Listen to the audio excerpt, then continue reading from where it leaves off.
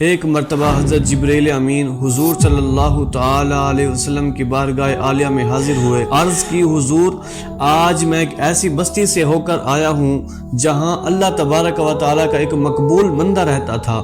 جس نے رب تعالیٰ کی 400 سال تک اس طرح عبادت کی کہ آنکھ جھپکنے کے برابر بھی اس کے دل میں رب تعالیٰ کی نافرمانی کا خیال نہیں آیا۔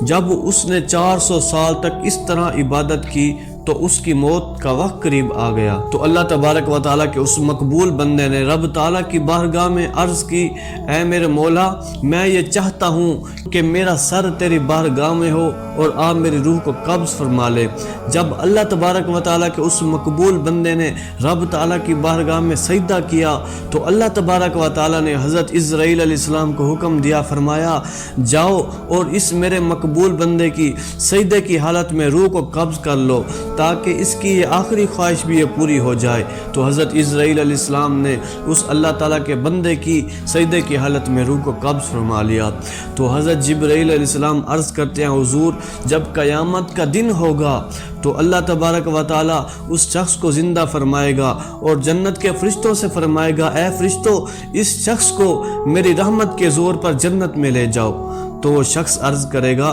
کہ اے میرے مولا، جب میں نے تیری رحمت کے زور پر جنت میں جانا تھا تو پھر عبادت کس لیے؟ اے میرے مولا، میں تیری رحمت کے صدقے جنت میں نہیں جانا چاہتا، بلکہ میں اپنی نیکیوں کے صدقے میں جنت میں جانا چاہتا ہوں۔ اللہ تبارک و تعالیٰ فرشتوں کو حکم دے گا، اے فرشتوں، اس شخص کو میزان عدل پر لے جاؤ اور ترازو کے ایک پلڑے میں اس کی 400 سال کی عبادت کو رکھ دو اور دوسرے پلڑے میں میری عطا کردہ نعمتوں میں سے میری عطا کردہ 2 آنکھوں میں سے ایک آنکھ کو رکھ دو اور وزن کرو۔ جب ان کا وزن کیا جائے گا، جو آنکھ والا پلڑا ہوگا وہ بھاری ہو جائے گا۔ اللہ تبارک و تعالیٰ فرشتوں سے فرمائے گا، اے فرشتوں، اس شخص کو جہنم میں لے جاؤ۔ فرشتے اس کو جہنم کی طرف لے جا رہے ہوں گے تو وہ شخص عرض کرے گا، اے میرے مولا، مجھے معاف فرما دیجئے، مجھ سے غلطی ہو گئی، میں تیری رحمت کے صدقے جنت میں جانا چاہتا ہوں۔ تو اللہ تبارک و تعالیٰ کی رحمت جوش میں آئے گی۔ اللہ تبارک و تعالیٰ فرشتوں سے فرمائے گا، اے میرے فرشتوں، اس شخص کو جنت میں لے جاؤ،